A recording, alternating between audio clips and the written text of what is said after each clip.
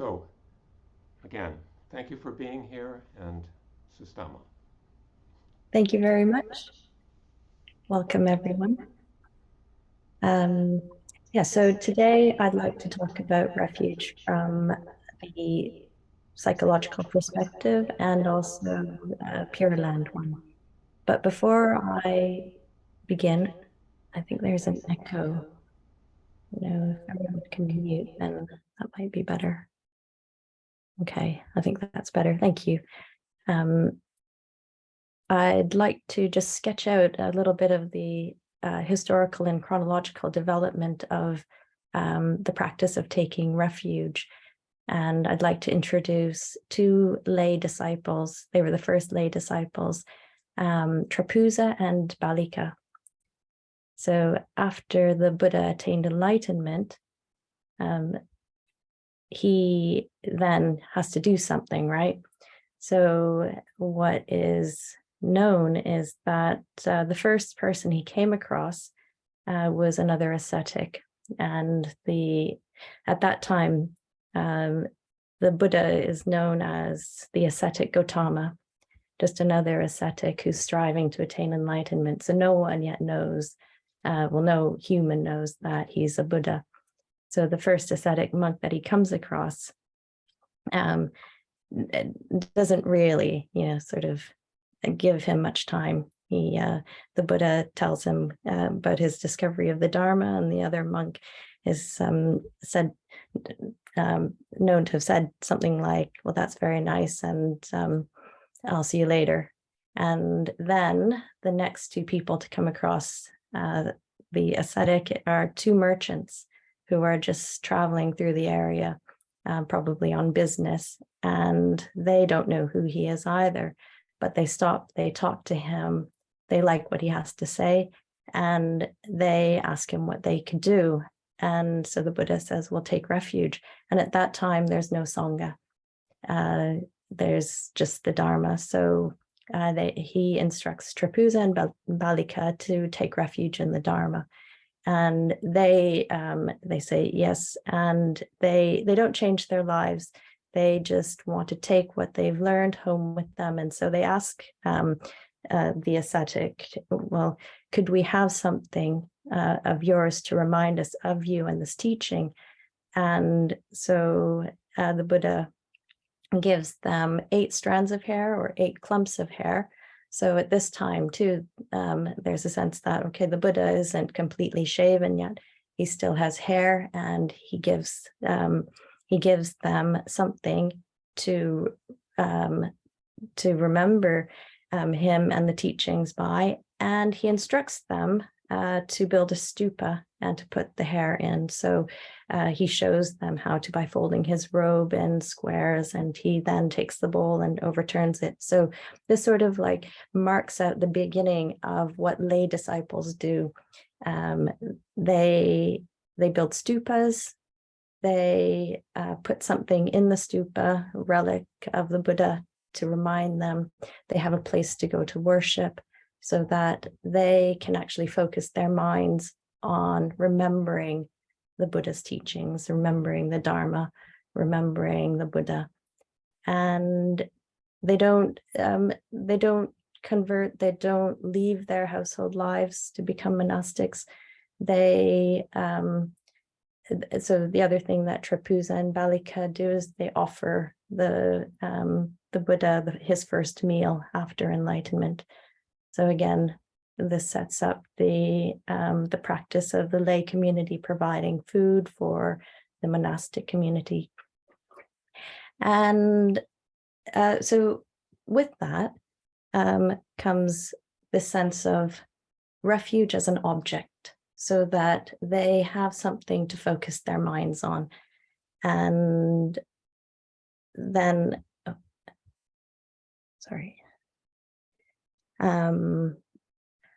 and then after the Buddha meets the first 2 lay disciples, he then goes and finds the other ascetics. And again, the ascetics, like what this ascetic Gautama says. And so in the early Pali Canon, which is the the texts that are written about the stories of the Buddha's life, they talk about the Buddha not as the Buddha or the Blessed One in the early sutta. They talk about the ascetic Gautama or Master Gautama. So with the early bhikkhus that meet the ascetic, they take refuge in Master Gautama, in the Dharma, and in the community of monks. So this then shifts as time goes on to taking refuge in the Buddha once the Buddha has established himself as an enlightened and awakened person. The community of monks changes to the Sangha as the community changes from not just a monastic community, but to lay communities. And so now what we have is taking refuge in 3 gems, the Buddha, the Sangha, and the Dharma. And then in our Pure Land tradition, we've added on 2 more gems, which include Amida Buddha and the Pure Land. So you can see that from the very beginning, it went from refuge in 1 gem to 2 to 3. And now for us, we've added 2 more to make it 5. And so I'd like to look at the psychological effect it has on us, and to look at how our experiences lead us to feeling a certain way, but also that our feelings help us to look at the world in a particular way. So it's like chicken and egg. It's hard to know which comes first. Do the feelings come first, and then we look out in the world to justify our feelings or explain the feelings that have come up in us? Or is it the experience that we have first that then triggers a feeling that is connected and associated to the experience that we've had? So in Buddhism, we have the teaching of one thing leading to another. So when we look at something like the 4 Noble Truths, the first 2, you could say, there's 2 different ways of interpreting and understanding. You could say that dukkha is first, suffering, and then the second truth is samudaya, which is from dukkha, something rises up in us, a reaction, a feeling. Or the more common and traditional interpretation is that, yes, there's dukkha, but the reason that there's dukkha is because of trishna, or craving, the feeling that we want to grasp something. And when we don't get it, we experience suffering.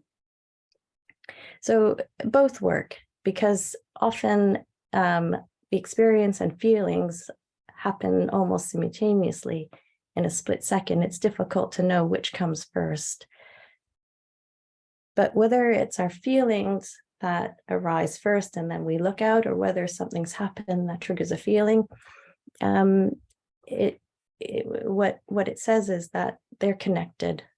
So how we feel is very much dependent on how we perceive the world around us.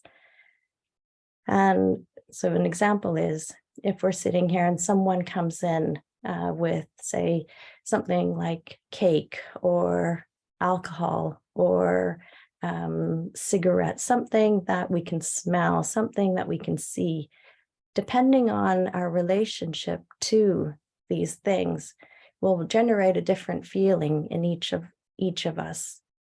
If we love cake and we don't have an issue with our weight, then we might think, yay, yum, let me eat. If we're on a diet, for example, and we don't want to be tempted, we might start to feel stressed. So, and then vice versa. If nothing is happening and we're sitting and we're just meditating, but all of a sudden we have a feeling of anxiety or stress or anger or frustration, there's nothing that changed in our environment around us and the external conditions to lead to those feelings. So the feelings have come from somewhere, and often, not just when we're sitting in meditation, but often we look to understand, why is that feeling there? Was it because of this? Was it because of that? So whether it's something that's come into the room that's created the feelings, or whether there are feelings, we're always trying to connect it together to help explain why they're there. And depending on our feelings will determine how we look at the world. How we look at the world will also reinforce some of the feelings that are there. So later on, we'll have more chance to discuss this, so that you get a chance to understand it a little bit clearer if it's a little bit fuzzy at the moment. But to help us understand, I thought I'd just sort of give a very simplistic view of the mental landscape, just to help make it a little bit clear. There's so many different metaphors that we can use to work with the mind. And so this is just one of them. So you could say that the mental landscape is in nature. On one side, there's the ocean, and the ocean represents all the things that we don't know. So we get a sense that there's stuff going on. It's big, it's vast, it's deep. And until things start to ripple at the surface, then we get a sense of what it might be. But until it comes to the surface, it's very difficult to know. So there's quite a huge part of us that we don't know. And then on the other side, you could say that there's a forest, and the forest represents all the things that we do know, all the things that we're working with, that our day is filled up with, that we see, and we could say that we know certain things. And then in between is a beach area, and that's where the two meet. There's some things that we don't know and some things that we do know. And in this part of the beach, when we start to experience dukkha, so dukkha includes all the physical, existential elements of life, such as birth, aging, sickness, death, and also the psychological aspects of not getting what we want or getting what we don't want, all the pain, the feelings of frustration, sadness. They're all part of being human. So in our mental landscape, we have on the beach quicksand. So the quicksand represents all the dukkha. And you could say that we don't know when we're going to step into it, but when we do, we have that sensation of sinking, just like you would if you stepped into quicksand. Once we're in there, there's a feeling of panic, of wanting to get out of there. So this is what dukkha or suffering would feel like. It's not pleasant. It's not comfortable. It takes over. And you could even say that each grain of sand in that quicksand represents a different aspect of dukkha, worry, fear, to all the existential stuff. So when we're in the state of, say, panic or fear, you could say that that isn't us, that's dukkha, or that is quicksand. And what to do when we're in quicksand? It's very difficult to know when we're panicking what it is that can help us get out of there. And this is where you could say, most of us, we take refuge in so many ways, so many different things, not sacred things though. So any object that we trust, any object that we use. So you could say in modern society, secular society, people take refuge in shopping or in banking institutions, in things that are impermanent, temporary. And it brings a certain amount of comfort at the time when it's working for us. But when it doesn't work for us, then we're back in the quicksand. So the importance of refuge in objects that are more permanent, more satisfying, everlasting, that we can trust and rely on to always be there to help us when we're in the quicksand, is important for our psychological and spiritual and physical well-being. So with the sense of being in the quicksand, the 5 refuges from a Pure Land perspective helps us actually stay with being in the quicksand and still feeling okay. So I'm going to explain sort of a process that that might be helpful to understand how that works. So we understand, I think everyone knows about the 3 jewels that Buddhists take refuge in. And this is across the board. So what all Buddhists have in common, like Will said, is that Buddhists take refuge in the Buddha, the Dharma, and the Sangha. For Pure Land Buddhists,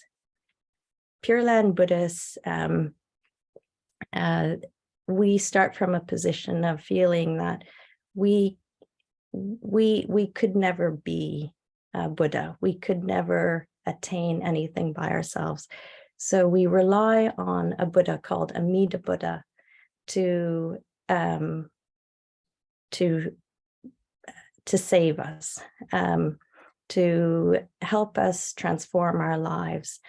There's still things that we need to do, but the emphasis isn't on ourselves. It's on looking at the support all around us, at the conditions around us, including other people, the Buddha's teachings, the sun, nature, all of that. So in the mental landscape, you could almost imagine that Amida would be represented by the sun.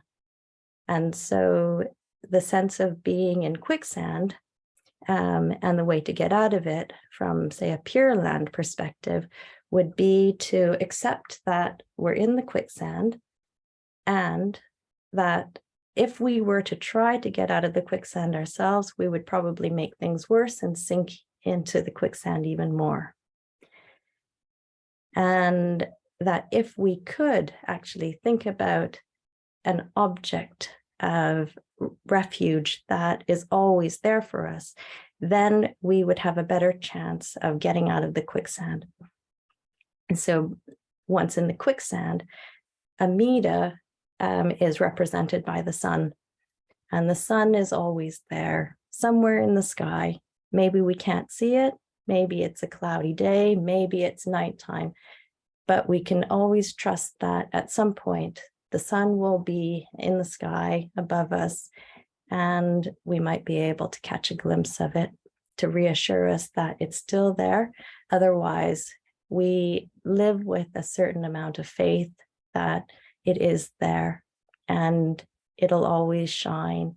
And if it's nighttime and there's a moon, then we can be reassured by seeing the moon, because otherwise, if the sun weren't there, we wouldn't see the moon reflected in the sky.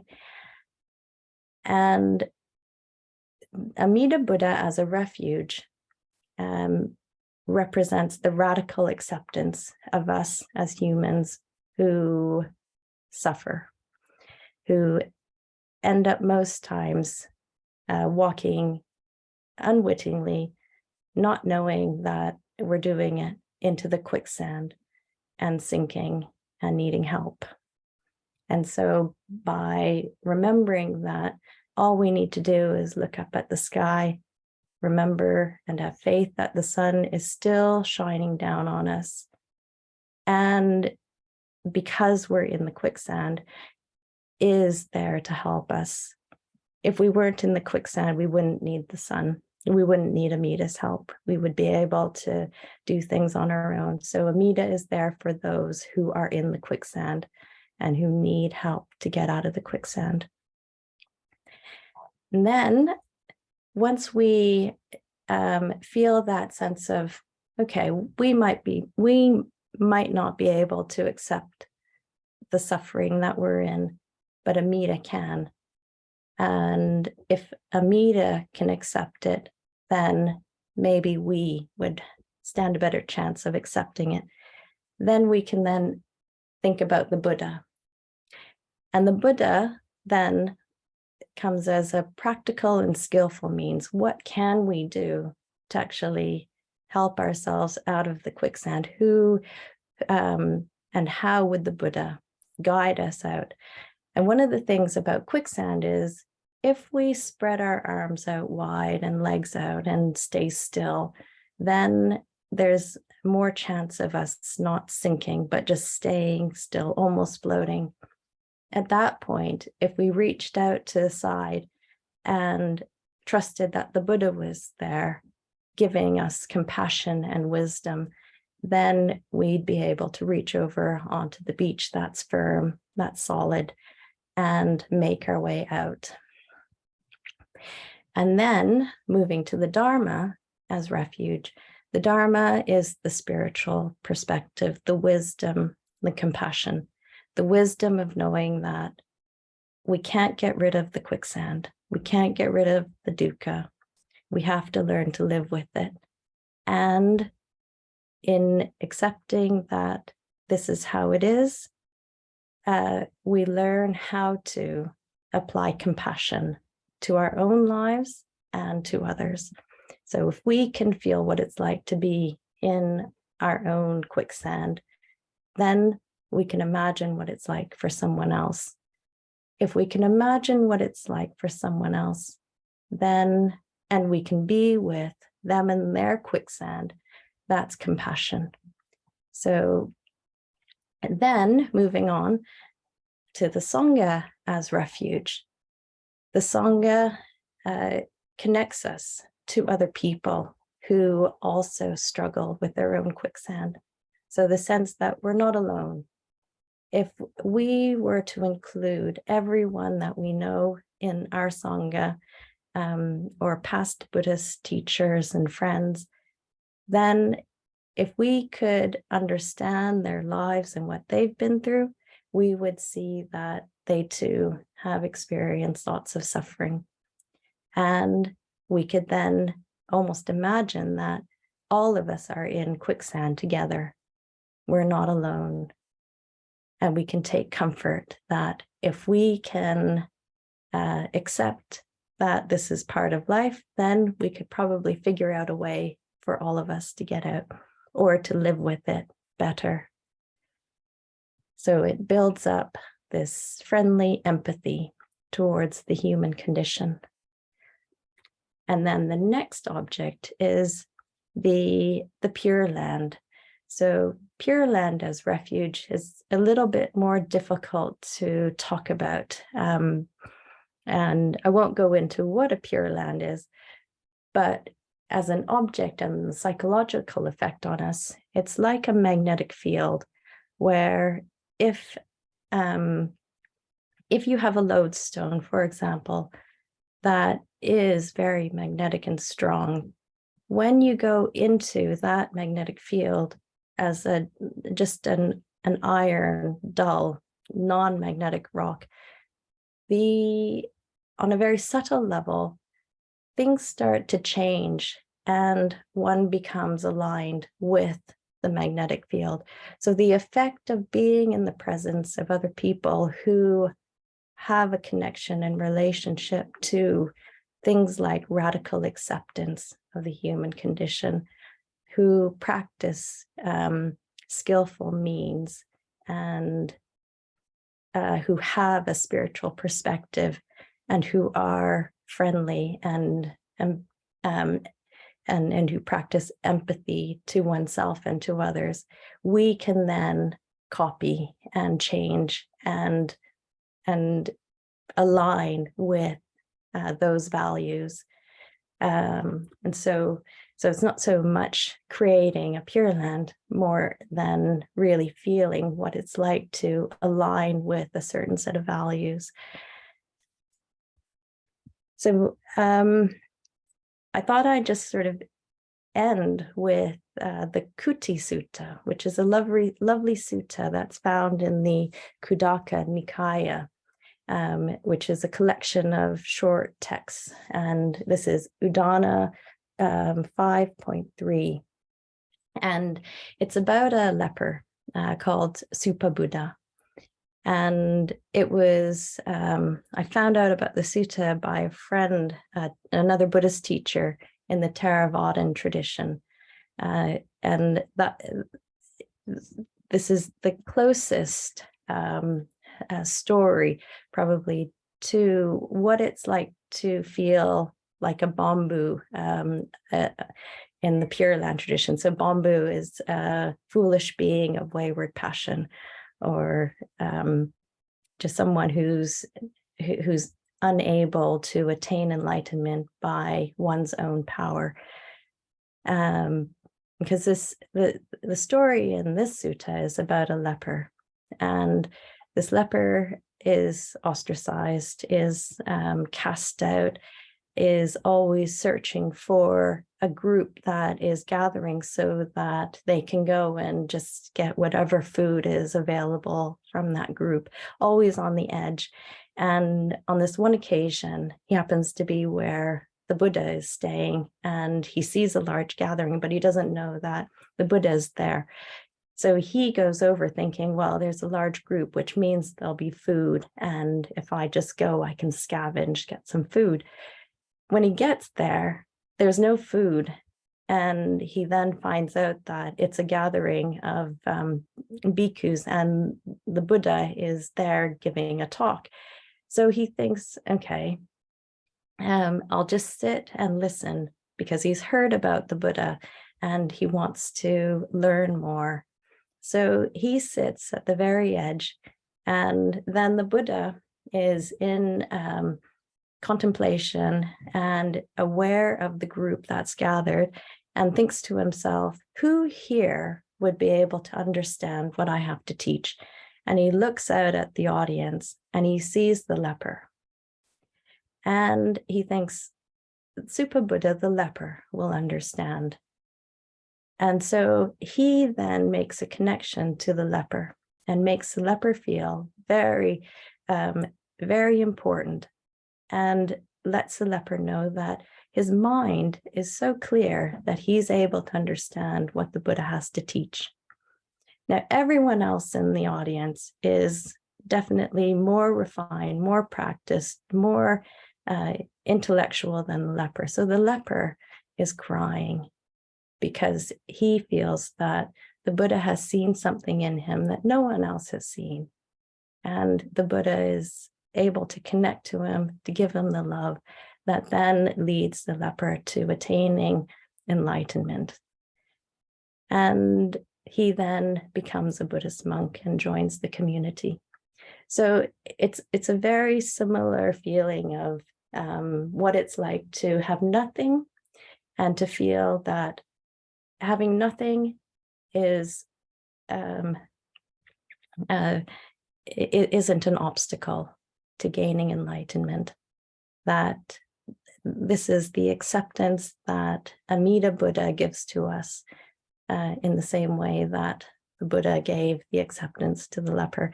And I thought that was just a lovely sort of illustration of that relationship that can be so transformative in one's life. So I'll end there so that we can open it up for discussion now.